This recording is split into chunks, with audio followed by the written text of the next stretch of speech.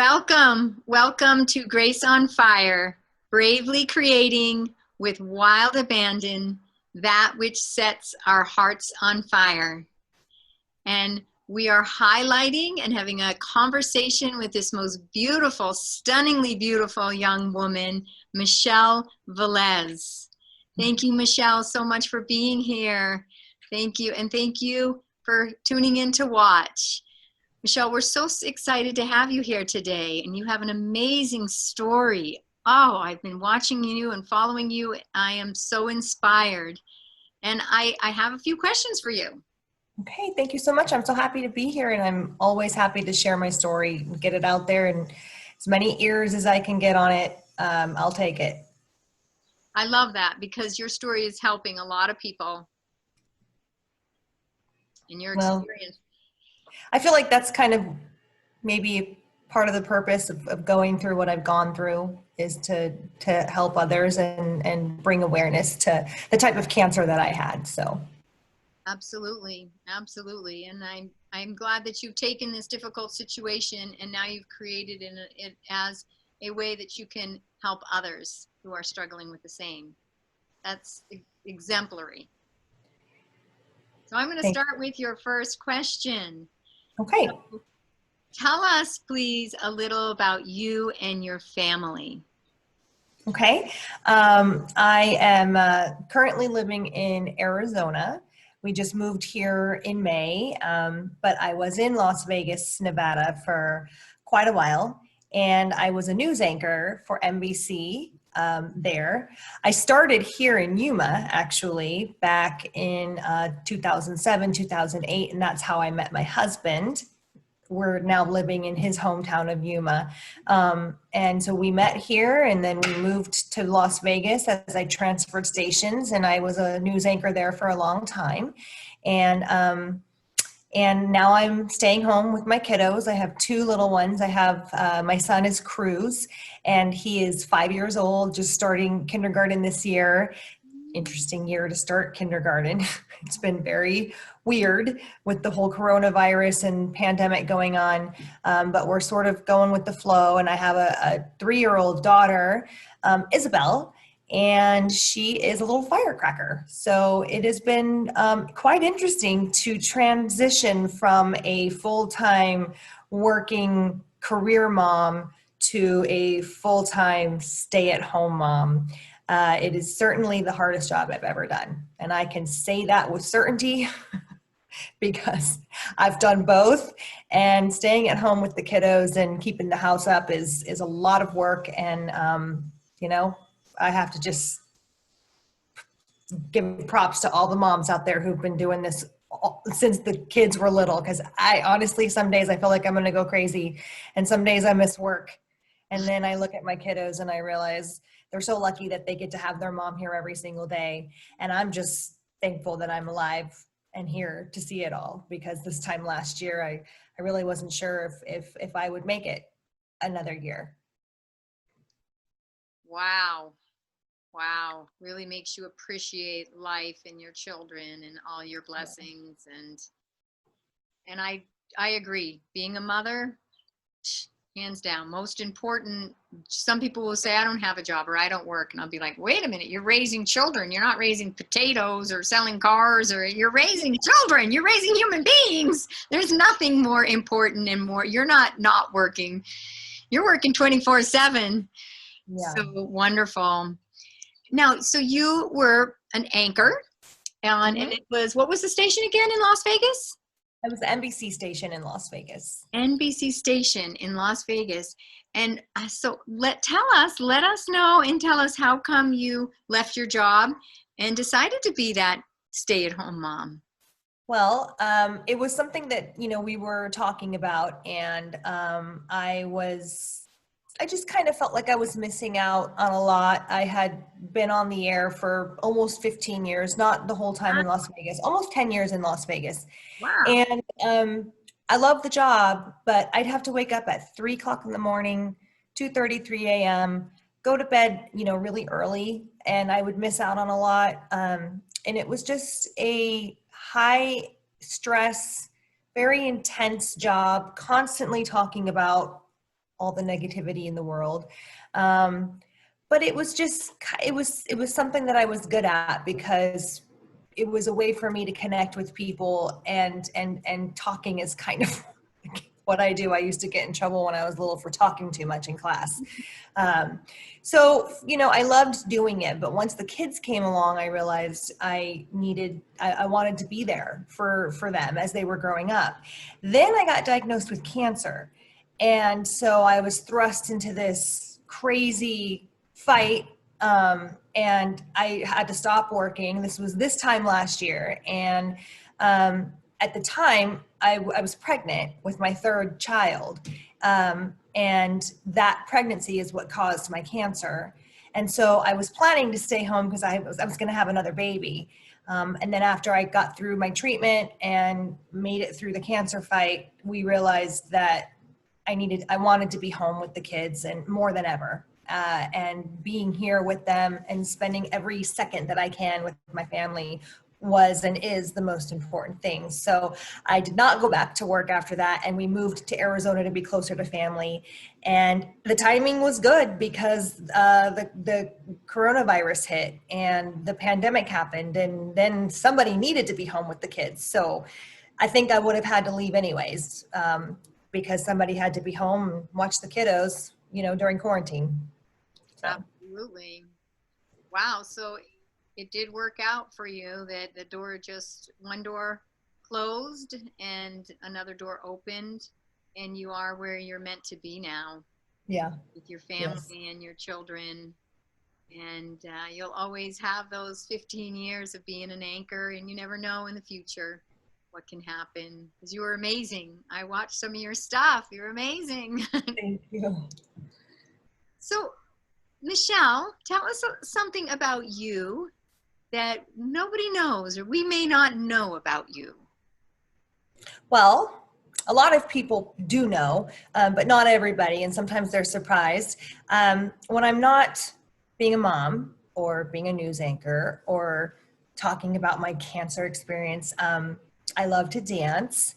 And I was a Zumba instructor for a long time in Las Vegas. While doing the news, I would also teach Zumba classes in the afternoons and the evenings, and it grew into this big, huge thing. And my classes were some of the most fun times that I had when I was there, and I would teach people how to dance different types of Latin genres and Latin dances, and it became was started out as just a hobby and then sort of became a passion of mine. And I had to stop because after the kiddos came, I just didn't have the time, and my poor knees could not take anymore.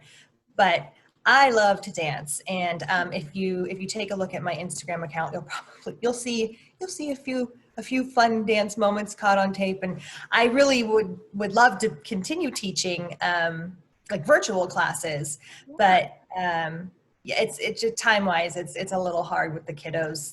You know, they're in school and we're doing the homeschooling thing, so, or well, I should say the virtual learning. But yeah, not people are surprised to know that I used to be a Zumba instructor for a long time. I can see that. I can see you being a dancer and being into fitness. I think that's Yeah, beautiful. fitness has been a huge part of healing for me too. Staying healthy and getting my strength back after going through 16 weeks of chemotherapy has been difficult.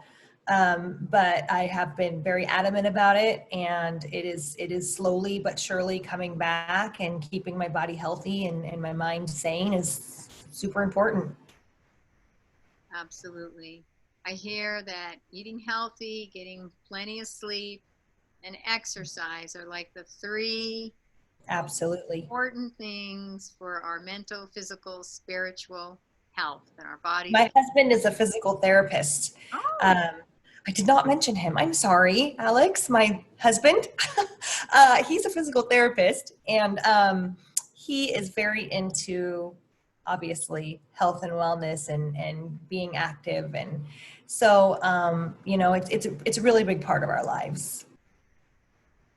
I'm so grateful that you had that and you had that background and that Zumba and the dancing. So when you did get challenged with this this cancer and this big roadblock that you overcome so gracefully and are now Thank you. helping people, that you were able to have that as a habit, and that you could, so you could continue that through the struggle. That's Thank you. yeah. So I want to ask you a question, Yeah. more, at least. Shoot. And we're backtracking a tiny bit.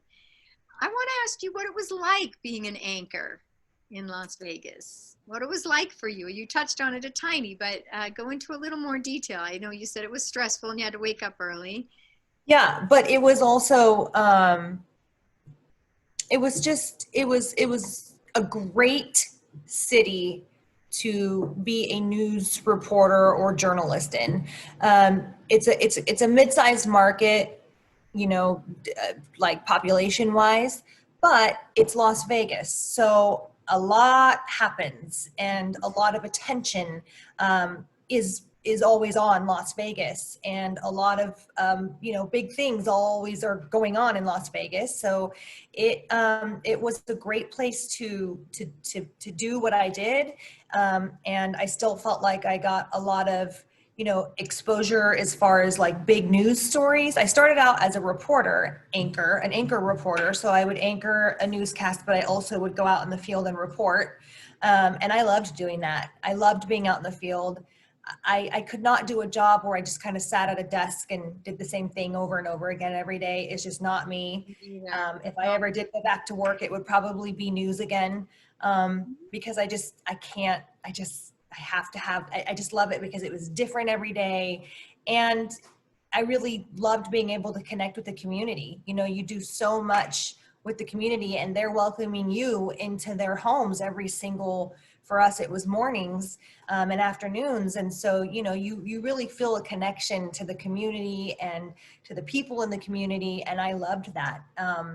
And it was a way for me to be able to be myself, being up there every day and delivering the news, but also, staying true to my personality and who I was. And my co-anchor for a long time is my best friend. So the two Wow. of us together, we were a good team, and we talk all the time.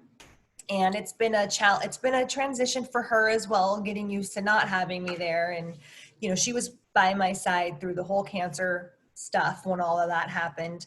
And so it was a really fun job in that sense. But then there's also it's a very high stress job. You're always up against a deadline. It's you're signing contracts to work there, consistently re-signing, so you're always up for your job again. And you're constantly talking about a lot of negative stuff going on in the world, and that takes a toll on you, especially as a live reporter.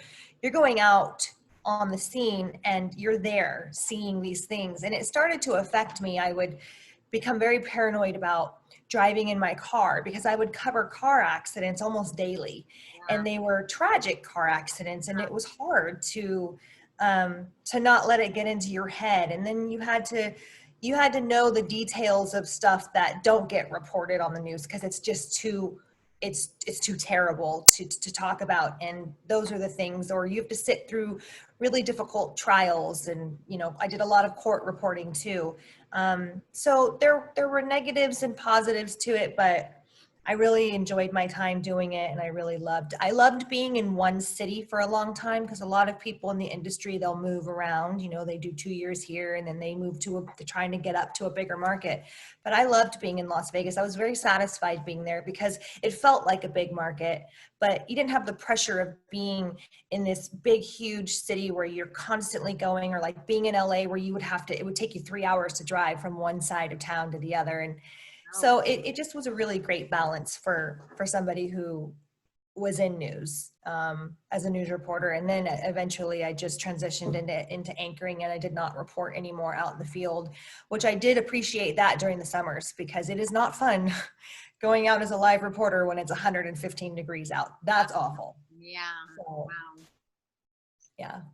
That is so inspiring, Michelle. Just the connection with the community that you were able to create for them and you, and being able to shine your authentic personality out into the world. That's something that we're all trying to master. Hopefully by 102 we get it, but you had it Yeah. naturally from the beginning and was able to be very much yourself on camera.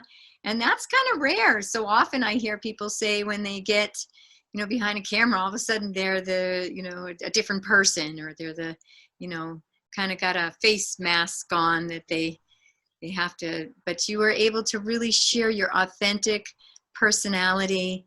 And it's a beautiful personality. So I'm grateful for that. I'm grateful you're able to do that and Thank share you. that with the world for so many years. And you're sharing it now. And so we're going to move into that portion of Grace on Fire. Thank you for this beautiful highlight. We're going to move into a conversation with Grace on Fire. This conversation, welcome back if you're just here for the conversation. We are here at Grace on Fire, and we are so grateful and honored. We just finished a beautiful highlight. Please watch that if you haven't. And now we're moving into our conversation portion of Grace on Fire with Michelle Velez. Beautiful, radiant Michelle, and she has an amazing story for us. And that's on our highlight. We're going to go into it a little bit more in our conversation about what she's been through and how she's been helping other people, and maybe she can help you if you've struggled with some of the similar things. So welcome again, Michelle. Thank you. Thank you so much. Let's begin with you. You've had an amazing struggle, a very, very hard struggle over the last year or so with a very rare form of cancer that no one knows in the world. I hadn't heard about it until I had found out about you. Would you like to share that with the world, with people today? Absolutely. I was diagnosed with a rare form of cancer caused by a pregnancy.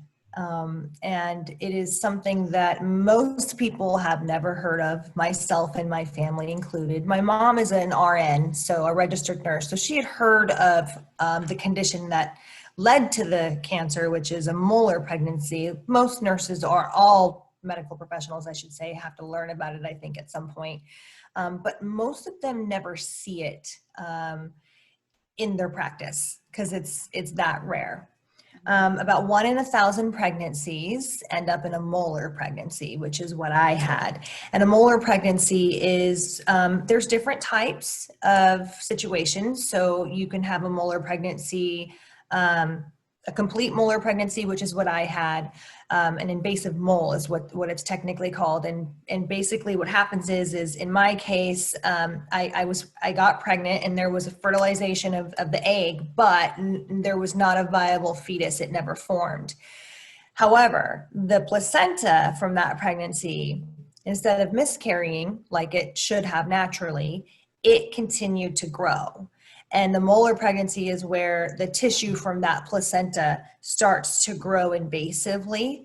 And in some cases, it can be a complete molar where it's just the placenta and the tissue from the placental tissue, and it grows and it kind of fills up the uterus. Some cases, it could happen in a partial molar is where there's a molar, but there's also a baby in there. That has happened. Sometimes it can happen after you deliver. You deliver, have your baby, the baby is healthy, and the molar starts to grow and the placental tissue starts to invade. What happens is because because it's placental tissue, your body thinks you're pregnant. So it makes your HCG levels, which is the pregnancy hormone in your body, which gives you a positive pregnancy test and morning sickness and food aversions and all of those fun, symptoms of pregnancy. It's all caused from HCG. Well, what happens in a molar pregnancy is your HCG skyrockets to astronomical amounts. So Wow. where I was at about 10 weeks pregnant when we figured out that it was not a baby. Well, we figured out at 6 weeks that there was nothing in there, and I wanted to naturally miscarry, and it should have happened. There's no reason to believe that it wouldn't have happened because it was so early along, and it should have just gone out like it would normally do in a miscarriage, and that was it. And then you wait a few months and try again. well, my body started to mimic pregnancy. And my HCG level at around 10 weeks, when we realized it was a molar pregnancy, should have been about 25 to 35,000. Mine was 800,000. My So goodness. basically what that's equivalent to is being pregnant with 6 babies at one time. So much HCG. I was so sick. I could not function. I was throwing up. I mean, imagine the worst morning sickness you can possibly imagine on steroids is what I had. And I could not figure out what was going on because I knew that I did not have a viable pregnancy. I knew there was not a baby in there, but my body was getting more and more pregnant. I wasn't showing yet, but my HCG was going up. I was getting super sick. I was having food aversions. I was so tired. I couldn't function. At the time, I was still at work. So I was still doing my newscasts. I was still going out and reporting. And my doctor had told me, be prepared because at any point, the bleeding will happen when you finally miscarry. Well, I started to have some bleeding, but nothing that would be nothing that you would expect with a miscarriage. So I was very confused because I was thinking, am I having a miscarriage or am I still pregnant? What is happening? Go back to the doctor, and that's when we discovered the molar pregnancy. And when he pulled up the sonogram to check the inside of the uterus, there was this very weird phenomenon going in there. It looked like a cluster of grapes. It was like these little circles, and they were all clustered together. And I saw it, and he saw it, and he said, at the time it was the nurse. I saw it and thought to myself, what is that? The doctor comes in after reviewing the sonogram and says, how do you feel? And I said, I feel horrible. And he said, well, that's because you're not having a miscarriage. You have a molar pregnancy. Well, I had never heard of that. I did not know what it was. I did not understand what was happening. So he's trying to explain this to me. And at the time he said, it's about 1 in 1,000 pregnancies. What we need to do is do a D&C. We need to evacuate everything from the uterus, and then your HCG will drop. And then once it gets down to 0, then the part you're not going to like, he tells me, is you're not going to be able to try to get pregnant again for a whole year. And that's because in order to make sure that the molar went away, we need to track your HCG, and you cannot have any HCG in your system. If you get pregnant, your HCG will go up, and then we won't know if the tissue has returned. And he did mention in some very rare cases this can turn into cancer, but we have no reason to believe. I mean, that is so rare. That's like 1% is what I was told. So don't worry about it. It's okay. This is what we need to do. At the time, if only I knew that not being able to get pregnant for a year, if only that was my biggest concern. So we did the D&C, and at first my HCG dropped from almost 1 million down to 17,000. So it was going in the right direction. And then the next week it doubled. And then the next week it doubled again. And by the 3rd week it had doubled again. And my doctor called me from Hawaii. He was on vacation, said, I got your HCG results. You have to go see this doctor on Tuesday. And it was an oncologist. And I didn't understand. I said, well, I thought you said this wasn't cancer. Why do I have to go to an oncologist? Well, because it is multiplying tissue. So we need to administer a shot called methotrexate. It is a type of chemo, but not the chemo that's going to make your hair fall out and all that. It's just, we give you the shot until the tissue goes away. And then in most cases, it's fine. But I need to pass you on to them. And thank God for that doctor, honestly, because he knew what it was as soon as he saw it on the screen. A lot of medical professionals have no experience with a molar pregnancy, and a lot of them wouldn't know what it was. But he caught it as soon as we saw it. So I go to the oncologist, and I'm sitting in this room, and I'm scared, and I'm confused, and I am now bleeding profusely. I am passing blood clots the size of my hand. I would have these gushes of blood just come out, and it would look like a murder scene in my bathroom. It was very traumatic.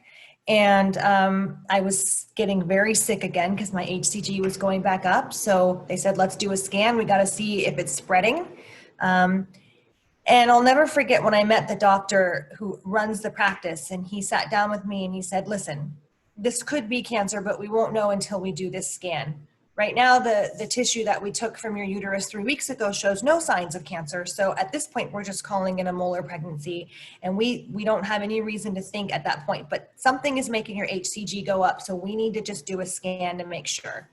And I said, well, if it is, like, is this like real chemo? You know, like the kind of chemo that I would have to do to make, that would make my hair fall out? And he said, with all due respect, if you do have cancer and that's what this is, you should be more worried about losing your life than losing your hair. But we'll deal with that when we get the results back. Wow. And that was just, it was very shocking for me because it was a pregnancy. And how could a pregnancy, now I'm talking about cancer in an office with an oncologist. It was hard for me to wrap my head around it. So I had a scan. I was so sick the day of the scan, I couldn't even drive. My co-anchor, my best friend, she left work and took me to my appointments because my husband was at work, and she was on her, we were done with our show. So she took me to my doctor, to the scan, and I did the scan. And the next morning I was awoken by a phone call from my doctor's office, and they said, the doctor would like to see you. We need to talk to you about your scan results. And I knew right then that it wasn't good news. Yeah. Because call you, it's never good news, right? if they call you and say you have to come in and we need to see you in person, it's usually not good news. Yeah. And I had I got in the car. It was a 35-minute drive, and I called my mom and I called my husband, and I let them know what was going on. And my mom was planning on flying in that night anyways, because I was going to have another DNC the next day. And when I got to the office and finally met with the doctor, she said, well, we were really shocked by your scan results. I'm sorry to tell you this, but you have tissue that has spread to 4 different organs in your body. There are tumors all over your lungs, liver, spleen, and uterus. It is stage 4, and you have to start chemo immediately.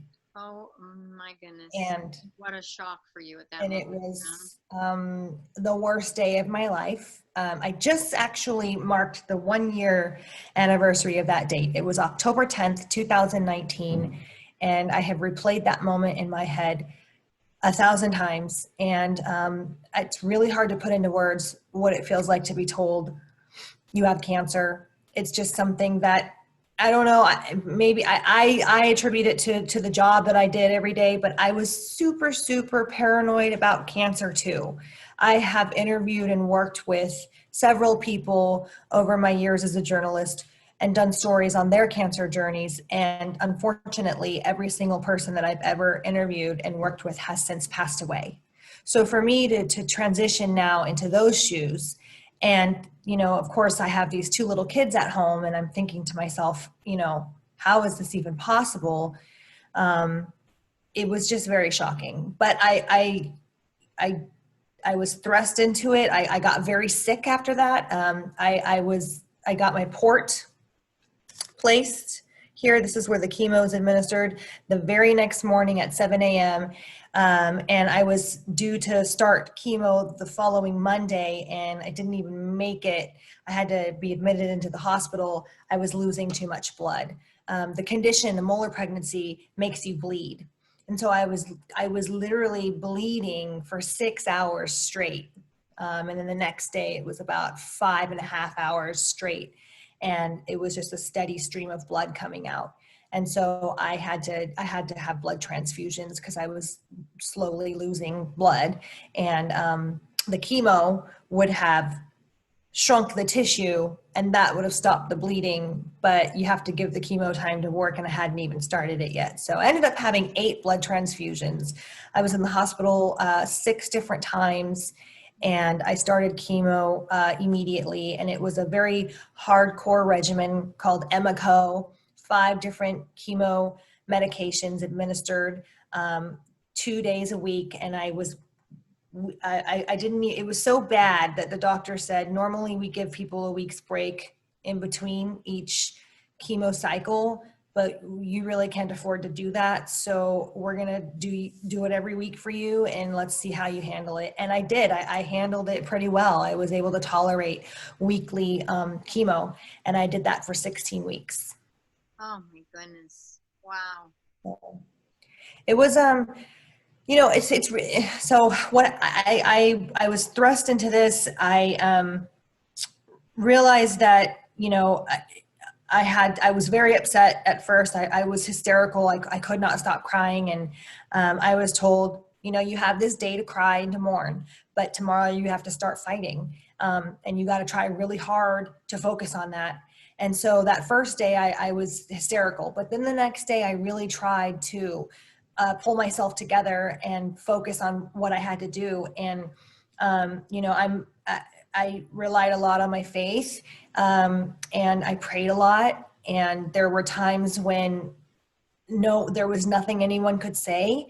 And it was just me and myself and my thoughts. And I just had to turn to my faith and just say my prayer. I had a certain verse that I would repeat over and over and over again. And for me, that was really what got me through some of the really hard times. And then I just started documenting everything. My story was picked up by a Yahoo lifestyle writer when I was in surgery so a week went by, and then I publicly announced my cancer diagnosis, just to let the viewers and people know, because I was getting a lot of messages asking where I was. I wasn't on the air. I just stopped going to work one day and never came back. So I just wanted to let people know, and my coworkers. Nobody knew. And when I was in surgery, this Yahoo writer picked it up, and when she wrote this article about what happened to me and about my post, it kind of took off from there. And I did a lot of interviews. I was contacted by a ton of different media I think it was multiple Today Show, CNN. I did the Tamron Hall show, tons of articles online. A lot of local stations all over the country picked it up and, put it into their local newscasts. And so I realized at that point, well, it's out there and people are talking about it. I guess, the headline, local news anchor's pregnancy causes cancer. It's catchy. I don't know.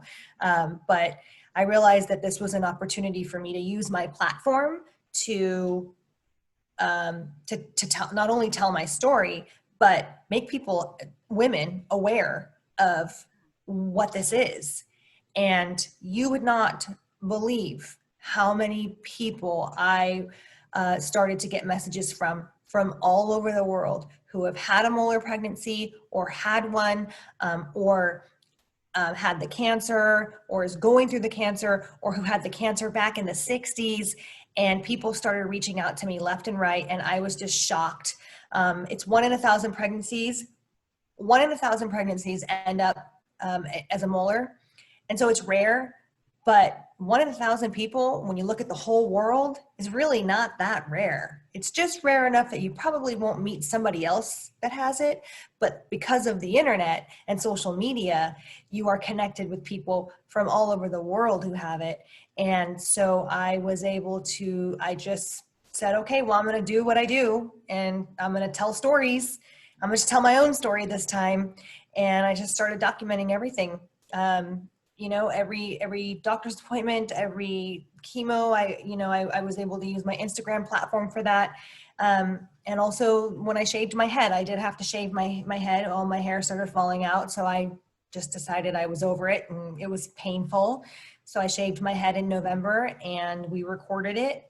And it really connected with a lot of other people who have gone through that very traumatic experience of having to lose your hair. It's just awful. And then, and then it became a very therapeutic thing for me. I did not realize how much sharing and talking about my story would help me through it, but it did. And I don't even know all these people out there, but they got me through it. It It was sounds like amazing. you helped a lot of people as well by allowing them to connect with you and hear your story. and what you had been gone through and going through at the time, and they had gone through or were going through at the time. And that is support. Supporting one another is the most important thing when we're going through a challenge. It's a world of difference when you have a support system. And that's Oh, what you created for a lot of people. And I acknowledge you for that, Michelle. It's beautiful that you were able to extend that support to so many people.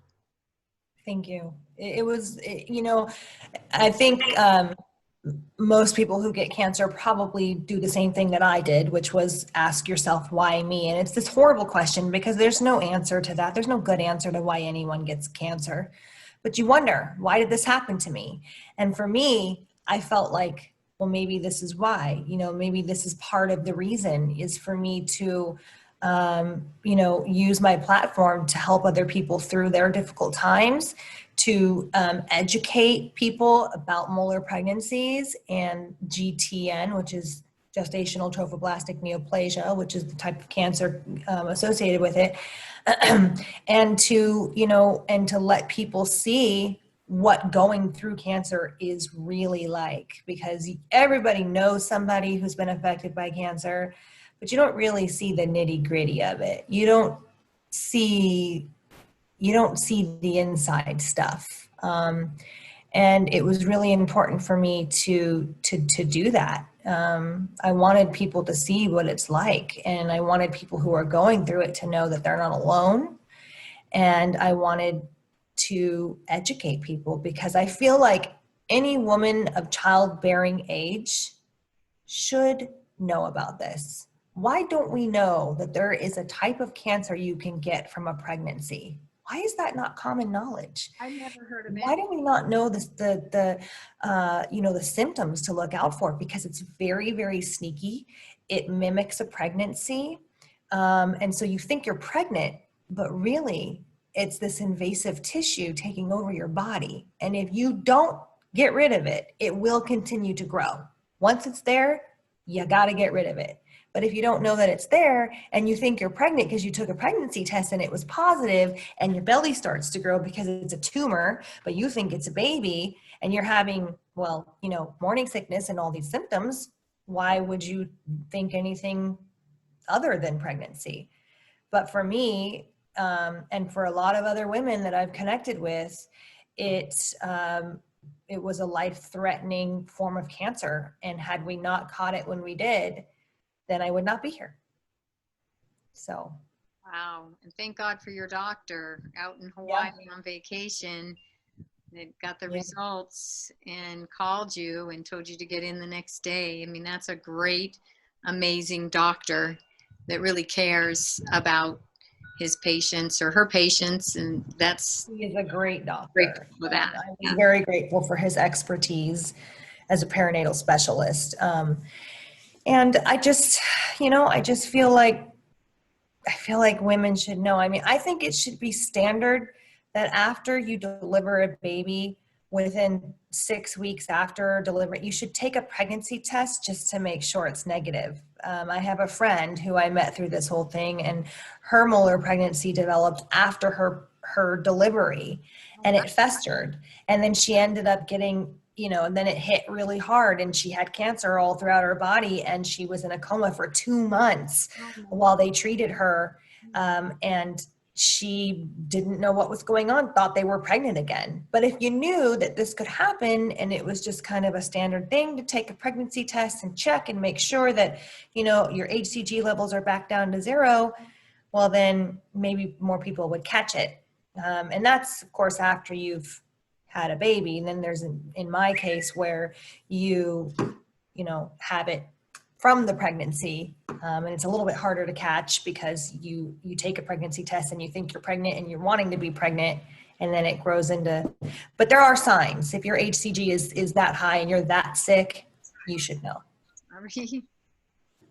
Wow, that's inspiring. You know what I think is the most inspiring about you, Michelle, is you've taken a very challenging, very painful, life-threatening circumstance and situation, and you've used it now for good.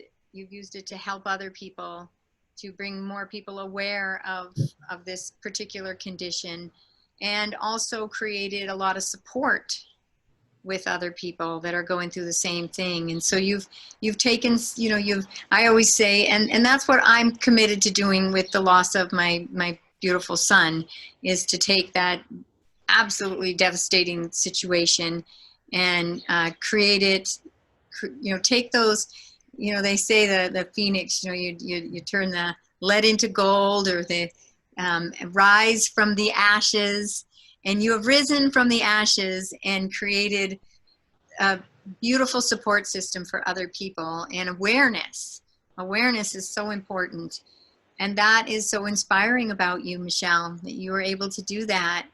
And take, so many people will take a challenging situation and get lost in it for years and years, but you were able to turn it into your purpose for helping humanity and the world and other people. And that is profoundly inspiring about you. Thank you. You know, to touch on what you said about, you know, the devastation of losing your son, or anything devastating that somebody might be going through, I think it's really important. It really puts things into perspective, and trying to claw your way out of that dark hole. It's really, really hard. And there's a very dark hole that you can get into when you have cancer, because there's so many what ifs, and what if it doesn't work, and what if it comes back, and what if my scan comes back and it's not clear, or what if this treatment doesn't work? I mean, you know, it's really hard to not let your mind get lost in there. And so for me, it's been, you know, also really important to let other people see that, you know, and maybe our trials are different. You know, mine was cancer, and yours is losing, you know, your son, and somebody else might be going through depression, or feeling suicidal, or going through an abusive situation in their home, or whatever it is.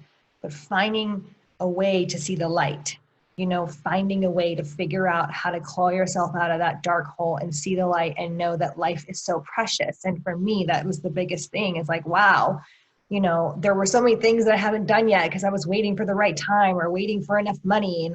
And I'm done waiting. You know, I'm going to do the things now, because if I hadn't survived this, I never would have been at the beach with my kids. I could not wait to take my kids to see the ocean for the first time. We hadn't done that yet. And we just did it over the summer. And I was so thankful to be there. And it was such a little thing. I mean, we're just at a beach. But for me, I was like, well, I didn't know if I was going to be here to see this moment. And so I'm not waiting anymore. I'm going to do what I need to do to fulfill my happiness and fulfill my heart and my soul now, because, you know, you never know when time's up. And if you wait, well, it could be too late. And I think losing somebody or going through something like this, you really realize how precious life is, and how easy it is to get lost in that dark hole. Oh yeah, and you take those simple things, those little things, you don't take them for granted anymore. You don't take anything for granted. You know, I have grandchildren, and of course I have my daughter too, but you know, the life, it's wow. I don't take anything for granted since my son has passed. And I understand that dark hole. I was in that deep dark hole for a long time, and I remember saying to my son, help me crawl out of this, help me crawl out of this. And I remember one day he said to me, and I talk to my son, it's no mystery, I openly channel his messages for humanity. And he said to me very bluntly, he's very blunt, he said, Mom, you're in a chronic low vibration. And it's understandable. However, I'm going to help you to get into a chronic high vibration.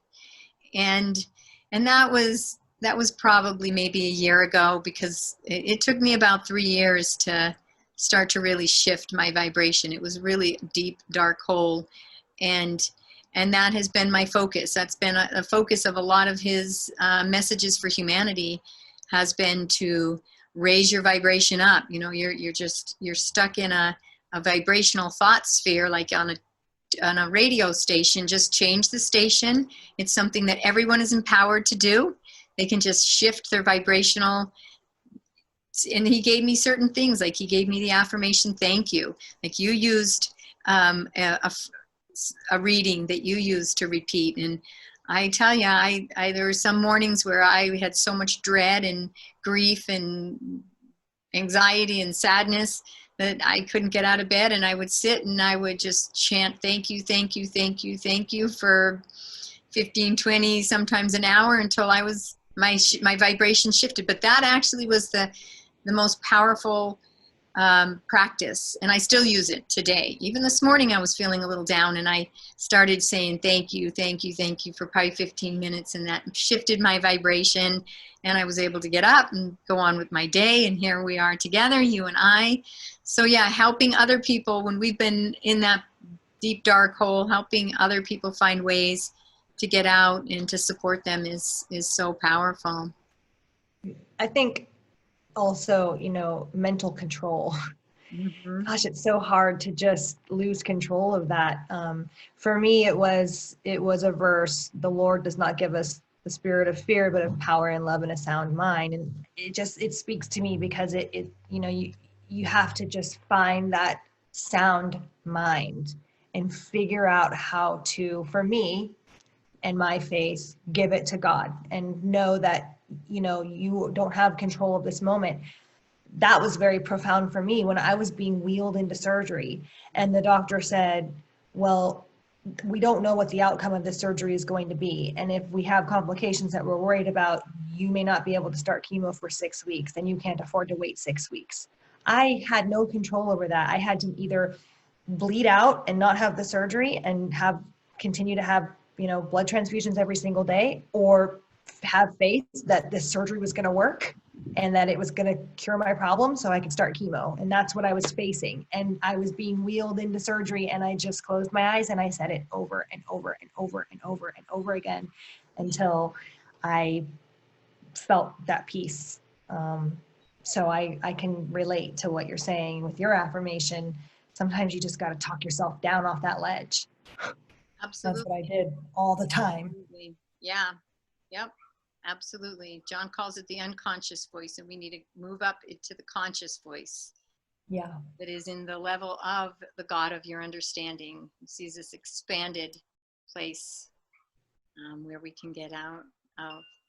Well, Michelle, thank you so much for this beautiful conversation. I'm so grateful to have you on Grace on Fire, Michelle Velez. And we're going to move into our message. I have a message from John. It's a pretty bold message again. And I will move right into that. I got to pull up my Word document here. It takes a minute. All right. So I got my document up. Thank you for joining us on Grace on Fire. We're here with Michelle Velez, and we are on the messages part, Messages for Humanity, channeling my beloved son, John, his message for humanity. All right, I'm going to start right into it. Okay. Now, I'm going to make this a little bit bigger. Now is a time of utmost importance in the world. There is an important election coming up, and what is important for everyone involved in this election is to practice being positive examples of responsible citizens, practice good sportsmanship, be mature winners and losers. Mm-hmm. With this election, once the election is over, what is essential for the population, especially the losing party, is to display mature conduct and not bring the unconsciousness of the planet down, taking years to rebuild and hurting children of all ages. If the losing party displays exemplary, empowered, peaceful, mature sportsmanship and ethical conduct, this will powerfully catapult this planet to greater good for all, saving many lives, many years of heartache, and expediting peace on earth. If the party that loses cannot practice being mature adults, mature humans, providing a good model for the youth, then humanity will take a hit. We are no longer kindergarteners on this planet. As a species, we have been around the block, and we are wise enough and mature enough to know that acting out and having a tantrum when we don't get our way is not grown-up behavior. Mm-hmm. We don't enjoy our 2-year-olds having a tantrum when they don't get their way, and we have little tolerance for it. Therefore, losing party of this upcoming election, please don't have tantrums because you didn't get your way. This isn't what we want to teach our children as appropriate human behavior. This isn't what we want to be known for. It is completely hypocritical. If we are wanting a peaceful, progressive, evolving community of mature human beings, a highly intelligent species, it is time to come together and work together regardless of which party is in office. To respect the leader and work together in positive ways for the highest and greatest good of all. When we do this, come together peacefully for the greatest and highest good of the entire species, dealing with the results of the election positively, peacefully, and powerfully, all it takes to claim this is a golden opportunity, is to not allow our unconscious 2-year-old tantrum based in hate and fear, separation and division to take over because we didn't get our way. All it takes as a species to claim this golden opportunity is to be mature, peaceful, intelligent human beings coming together for the good of all. This is more important than who gets elected. Then the rewards are beyond comprehension, and the kingdom of heaven descends on all. Finding inner peace is the greatest act you can do to promote world peace and grasp this golden opportunity. When you act from a place of deep inner peace, that action will promote more peace, greater unity, love, and brotherhood. I challenge each side of this race to commit to reacting as intelligent, evolved human beings committed to a peaceful world by committing to peace within your own mind, body, and soul, resulting in peaceful action. This commitment includes listening to the voice of peace within our own mind, acting from that voice only, and not from the unconscious voice that speaks of hate, anger, separation, loss, and fear. We need to be mature individuals to master our unconscious minds that rant and grip us with thoughts based in less than pure love and peace. This is how we distinguish the voice of the unconscious mind that dwells in illusion and lies, and the conscious mind that dwells in peace and love. The unconscious mind generates thoughts of conflict, from mild irritation to wild rage, anything less than peace. It can manifest in being right, making others wrong, jealousy, hate, division, threat, and any other judgments that separates and creates fear and conflict.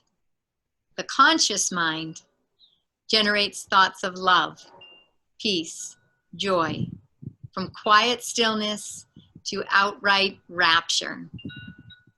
Connection, love, peace, unity, abundance, equanimity, loving what is, embracing all that arises with full acceptance, openness, freedom, and grace. It becomes easy to distinguish which mind, which state you are in when you use this model. The unconscious mind generates the countless states of conflict and fear. The conscious mind generates a state of peace.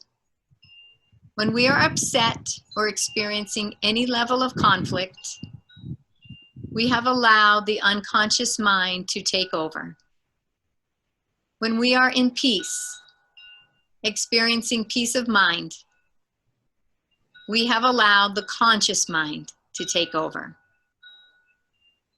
A large group of people allowing the lies of the unconscious mind to take over and drive our actions is very dangerous to the species. The conscious mind has very little to say. It is in pure awareness, pure love, pure light, dwelling in the eternal peace of reality. The unconscious mind rants all day long, sometimes about meaningless things, sometimes about disturbances, sometimes anger, bitterness, resentments for things long since gone. The unconscious mind is a distraction from the true self, the soul, the pure divine awareness that we all have free and total access to. It is time for humanity to wake up from unconsciousness and enter into a more conscious, mature state of being.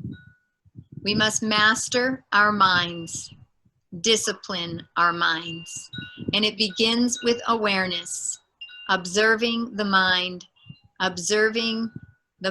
of a subject observes an object. You observe objects all day long, houses, animals, trees. You know yourself as the subject observing the objects, and you are clear that the object is not you. You are the subject observing the object. We need to take this wisdom with us when it comes to the random chatter within our minds. We are the subject, the awareness observing the thoughts within our minds. We can know if the thoughts and thought channels we are tuned into are true or not. True thoughts bring peace. Lies and illusions bring some sense of conflict, separation, and fear. The thoughts and thought channels you are tuned into at any given moment are not you. You are not your thoughts. You are fully empowered to tune into a different thought channel, different, more high vibrational thoughts. Thoughts more aligned with the dreams and visions, emotions, and state of being you want to create in your life and in the world for all. Raise the vibrational level of your thoughts to that which promotes inner peace, joy, love, and gratitude. If we as a human, turn that off. If we as a humanity don't master our minds, we will default into a low vibrational, mass, unconscious thought channel based on division, blame, disempowerment, violence, and anger. This never helps and always hurts. It hurts the one engaged in the unconscious thoughts, and they often lash out at others. Don't take anything anyone says to you personally. There's an airplane going over. Okay. Everyone is always talking about and to themselves. The call to humanity is to raise up the vibrational energy of the planet, to unify for what you want as a species: health, happiness, security, fulfillment, self-expression, opportunity, creativity, abundance, and most of all, love for all. This is what we want for ourselves, others, and especially our children and our children's children. Come together as a humanity for these and similar things for all humanity and for future generations. Choose healthier and healthier thoughts, which lead to a healthier and healthier world. Choose to not be tricked by the unconscious mind and the disempowering thoughts based on separation, blame, and fear. Immediately when you notice a less than deeply peaceful thought, master your mind and cancel it immediately and replace it with a thought aligned with truth, a thought of love, connection, abundance, peace, joy, aligned with what you want to create. What you focus on will expand, and you have full power to focus on anything you wish. Therefore, expand and create anything you wish. Choose again for peace, over and over and over again, until peace is your default.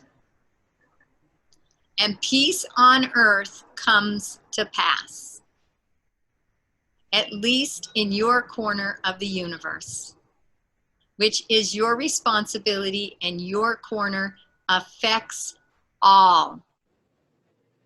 That is how powerful you are. That is how you become bringers of peace, light workers, wise and mature human beings promoting a better world for all. I love you all. John the Beloved.